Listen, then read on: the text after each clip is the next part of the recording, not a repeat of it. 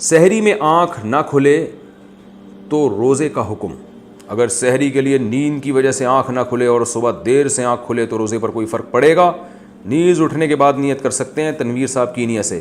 رمضان کا روزہ بہرحال واجب ہے, صرف مسافر چھوڑ سکتا ہے اور بیمار, باقی سب پہ رکھنا واجب ہے, چاہے سحری میں آنکھ کھلے یا نہ کھلے. تو کیسی حالت پتلی ہونا, اگر سحری میں آنکھ نہیں کھلی ہے اور آپ کو یہ لگ رہا ہے کہ بہت مشکل ہو جائے گا روزہ گزارنا, پھر بھی روزہ رکھنا پڑے گا.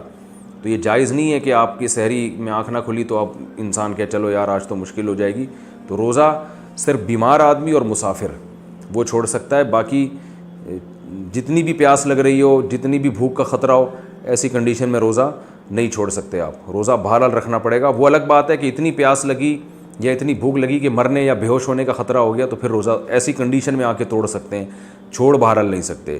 تو سحری میں آنکھ کھلے نہ کھلے روزہ رکھنا پڑے گا. باقی کب تک نیت کر سکتے ہیں؟ جو ہے نا نصف النہار سے پہلے. پاکستان اور انڈیا میں تقریباً 11 بجے تک نصف النہار ہوتا ہے, 11 ساڑھے 11 چینج ہوتا رہتا ہے. تو یہ اتنا وقت ہے کہ اس سے پہلے نیت کر سکتے ہیں.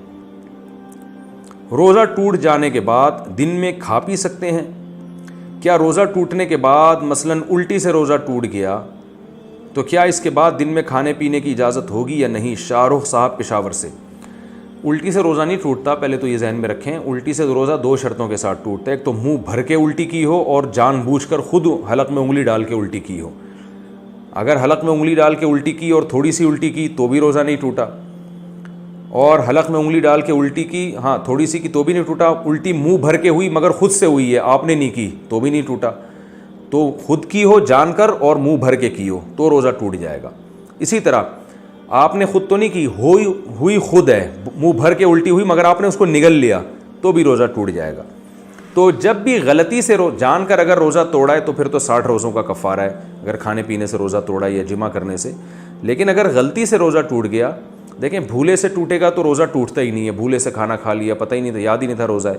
لیکن غلطی سے اگر روزہ ٹوٹ گیا, مثال کے طور پر آپ کلی کر رہے تھے اور پانی سنبھلا نہیں اور روزہ یاد تھا آپ کو مگر وہ پانی غلطی سے حلق میں چلا گیا, تو ایسی کنڈیشن میں بھی روزہ ٹوٹ جاتا ہے. تو کیونکہ یہ بھولے سے نہیں ہے بلکہ یہ غلطی سے ہے, یاد تھا آپ کو روزہ لیکن احتیاط نہیں کی آپ نے اور پانی چلا گیا. تو ایسی غلطی سے جب روزہ ٹوٹتا ہے تو کفارہ واجب نہیں ہوتا لیکن روزہ بہرحال ٹوٹ جاتا ہے. تو ایسی صورت میں ایک قضا کرنا پڑے گا. لیکن بعد میں کھانا پینا جائز نہیں ہوتا. یعنی اگر آپ کا غلطی سے روزہ ٹوٹ گیا کسی مسٹیک سے, جیسے آپ شاور لے رہے تھے, نہا رہے تھے اور پانی ایک دم منہ میں چلا گیا, یا سوئمنگ کر رہے تھے روزے کی حالت میں منہ باہر نکال کے لیکن وہ غلطی سے ڈبکی لگ گئی اور پانی پیٹ میں چلا گیا, تو روزہ تو ٹوٹ جائے گا. لیکن ایسی کنڈیشن میں کھانا پینا پھر بھی جائز نہیں ہوتا. روزے داروں کی طرح رہنا بہرحال لازم ہوتا ہے اور اس میں آپ کھا پی نہیں سکتے, بعد میں قضا بھی کرنی پڑے گی. عزیز صاحبہ کا کہ سرما لگانے سے روزہ پہ کوئی فرق تو نہیں پڑتا؟ نہیں, سرما لگانے سے یا آنکھ میں دوا ڈالنے سے روزے پہ کوئی فرق نہیں پڑتا, چاہے اس کے اثرات حلق تک ہی کیوں نہ محسوس ہوں. ٹھیک ہے, بہت شکریہ مصعب. غلام مجتبیٰ صاحب ڈنڈو سمرو سے سوال ہے ان کا, روزہ کھولنے کی دعا روزہ کھولنے کے بعد پڑھنی چاہیے یا پہلے پڑھنی چاہیے؟ کسی چینل پر سنا ہے کہ دعا کے ترجمہ کے مطابق دعا بعد میں پڑھنی چاہیے, رہنمائی فرما دے, جیسے وثبت الاجر پہ انشاءاللہ جو ہے. بعض حضرات نے وہ چینل پہ میں نے بھی سنا ہے کہ وہ کہتے ہیں کہ اللہم لک صمتو, یہ ماضی کا صیغہ ہے, وعلی رزقک افطرتو, تو میں نے افطار کر لیا, تو وہ اس سے دلیل بناتے ہیں کہ یہ افطار کے بعد ہے, گویا میں کر چکا ہوں. لیکن جہاں افطرتو ماضی کے معنی میں آتا ہے وہاں عربی زبان میں ہی جو ماضی کے صیغے ہیں وہ مستقبل کے معنی میں بھی آتے ہیں, جو کام یقینی ہو یا ہونے والا ہو. تو جو بھی محدثین ہیں یا فقہا ہیں جہاں تک میں مطلع ہو سکا تو وہ سب یعنی اس کا تذکرہ کرتے ہیں کہ دعا عند الافطار ہے, یعنی افطار کے وقت کی دعا ہے.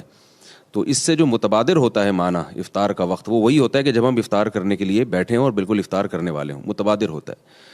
لیکن بہرحال یہ کوئی یقینی چیز نہیں ہے کہ اس پر جمود اختیار کیا جائے. اگر کسی کی ذاتی رائے یہ ہے کہ وہ کھانے کے بعد ہے تو اس قول کی بھی گنجائش ہے. لیکن جو متبادر ہو رہا ہے نا معنی, وہ متبادر یہی ہو رہا ہے جو محدثین یا فقہا ذکر کرتے ہیں کہ عند الافطار کا مطلب افطار کے وقت. البتہ جو دوسری دعا ہے کہ ذهب الظما وابتلت العروق وثبت الاجر انشاءاللہ تعالی, یہ دعا افطار کرنے کے بعد ہے, کیونکہ اس میں الفاظ ہیں کہ ذهب الظما, پیاس بھی چلی گئی اور رگیں بھی تر ہو گئیں اور اجر اللہ کی طرف سے ثابت ہو گیا روزے کا. یہ جو میں نے ابھی مسئلہ بتایا اللہم لک صمت وعلی رزقک افطرت والی روایت ہے. یہ روایت سند کے لحاظ سے ضعیف ہے، لیکن اس پہ بہت سے لوگ کچھ بہت ہی زیادہ شدت کے ساتھ رد کرتے ہیں کہ بدعت قرار دیتے ہیں اس کو. بعض سلفی حضرات بھی کرتے ہیں، بعض عرب علماء بھی اس پہ سختی سے رد کرتے ہیں. تو اس سے کوئی ایسا شرعی مسئلہ ثابت نہیں ہو رہا کہ جس کی بنیاد پر اس کو بدعت کہا جائے. اس میں یہ تشدد والی رائے اختیار نہیں کرنی چاہیے. ایک دعا ہے، اللہ تعالیٰ کی رحمت سے ایک امید ہے، تو اس لیے ان چیزوں میں سند کی بہت زیادہ قوت کی ضرورت نہیں ہوتی. دعاؤں کا جو باب ہے یا ذکر اذکار کا جو باب ہے. بہتر ہے صاحب، بہت بہت شکریہ. حمید اللہ صاحب کابل سے پوچھ رہے ہیں سوال. ہمارے ہاں طلاق کی معذرت آپ کی بات کاٹ رہا ہوں، ایک اور بات ہے اس میں کہ ضعیف روایت سے اگر کوئی دعا ثابت ہو تو اس میں حرج اس وقت ہوتا ہے جب صحیح روایت سے بھی اس موقع پر کوئی دعا ثابت ہو اور آپ اس ضعیف روایت پر عمل کر رہے ہوں اور صحیح روایت کو چھوڑ رہے ہوں. جیسے کوئی ذکر ہے، اس پر کوئی صحیح حدیث بھی موجود ہے، تو آپ صحیح حدیث کو چھوڑ کر خام خواہ میں وہ ضعیف حدیث سے جو ذکر ثابت ہے اسی کو آپ ترجیح دے رہے ہیں. تو پھر یہ ایک نامناسب بات ہوگی کہ جب صحیح روایات موجود ہیں، صحیح روایات سے ایک عمل موجود ہے، تو آپ اس کو کیوں ترک کر رہے ہو. تو یہ جو روایت ہے نا اللہم لک صمت وعلی رزقک افطرت، اس دعا کے پڑھنے سے کسی صحیح حدیث کی مخالفت بھی نہیں ہو رہی ہے. یعنی ایسا نہیں ہو رہا کہ اس کی وجہ سے جو صحیح حدیث سے دعا ثابت ہے وہ آپ اس کا ترک لازم آ رہا ہو، جیسے ذهب الظمأ وابتلت العروق یہ والی روایت ہے. تو ایسا بھی نہیں ہو رہا. ایسا بھی نہیں ہو رہا. بہت بہت شکریہ.